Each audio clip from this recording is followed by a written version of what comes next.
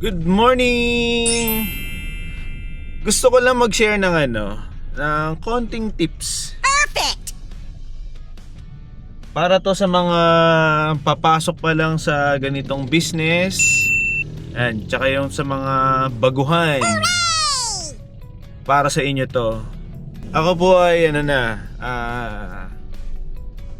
years ng TNBS driver. Amazing! So siguro naman sapat na yung experience ko para i-share sa inyo. So una, syempre, always check your car. Lagi nyong i-check yung yung 4-5 nyo bago kayo bumiyahe. Kasi sobrang abala kapag hindi nyo chinek yan. Like, butas na pala yung gulong mo, hindi mo nakita, abala yan. Wala kang gasolina. Ayan, ang dami. Basta palagi mong i-check yung sasakyan mo. Kasi makaka-apekto yan sa biyahe mo. Di mo alam, mayroon palang tagas yung ilalim, biyahe ka ng biyahe. Tapos di mo alam, titiri ka na lang bigla sa kung saan siyang lugar. Kasi nga, hindi ka nag-check. So, number 1 yan, always check your car. Number 2, bumiyahe kayo ayon sa inyong body clock. Dito sa business na to, napakahalaga ng tulog. Okay. So, the more na marami kang tulog, syempre energy mo mataas. Hindi ka inaantok. Yun yung mga dyan mahalaga dyan. Amazing! Kaysa kapag kulang kasi sa tulog, punta ka sa gilid, tutulog ka, idlip ka. Di mo na malayan, 3 hours na pala, tulog ka, di ba? May mga gano'n kasing driver Kaya dapat bumiyahe kayo ayon sa inyong body clock. And number 3, know your place. Bakit mo kailangan alamin yung lugar mo? Mahalaga rin yan kasi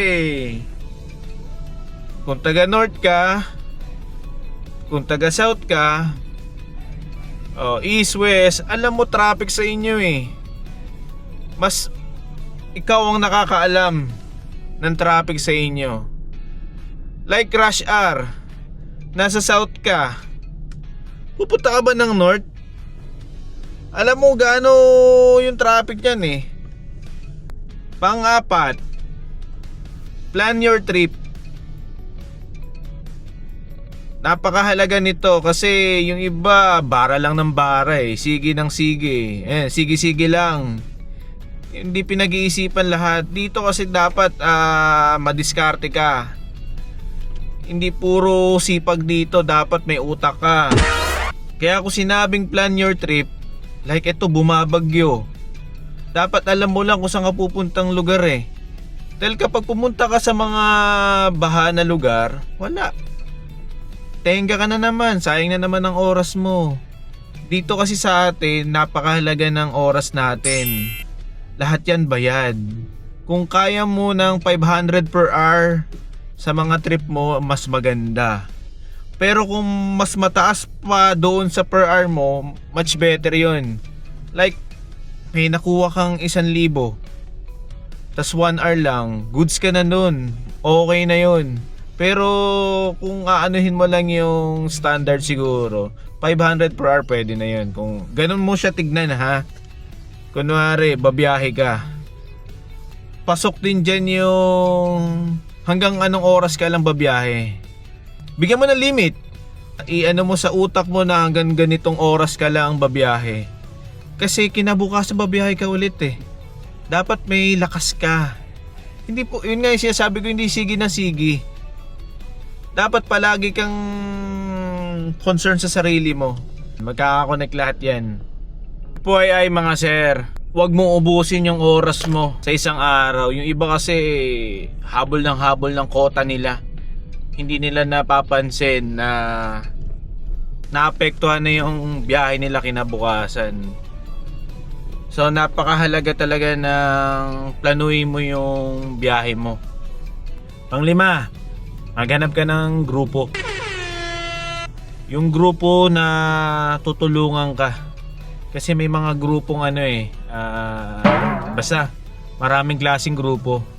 Hindi ka naman papasok dito nang wala kang kakilala for sure eh. So may kakilala ka na. Ang gusto kong emphasis dito, magkaroon ka ng grupo. Perfect! Hindi mo kaya mag-isa sa business na to. Kailangan mo ng mga makakasamang driver. May mga driver na napakagaling sa diskarte, na pwede kang matuto, ma-acquire mo. Kuha ka lang ng kuha sa mga veterano. Collect mo lang ng lahat ng mga magagandang traits na diskarte. So ikaw, di ko alam kung kaya mo siyang palaguin pa. Yung diskarte kasi hindi yan basta-basta matututunan. Minsan tuturuan ka rin ng mga kasama mo sa kalsada. Ako, yung skills ko, na-acquire ko lang din sa mga nakasama ko.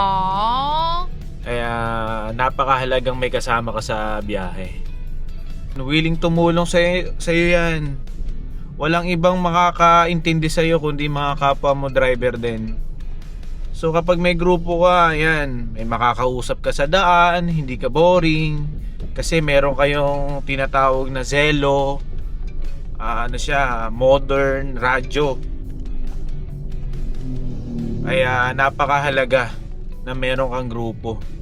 Tsaka yung mga, pag may grupo ka kasi, updated ka sa mga changes sa TNBS, sa lahat, updated ka sa mga promo, sa mga incentives, updated ka.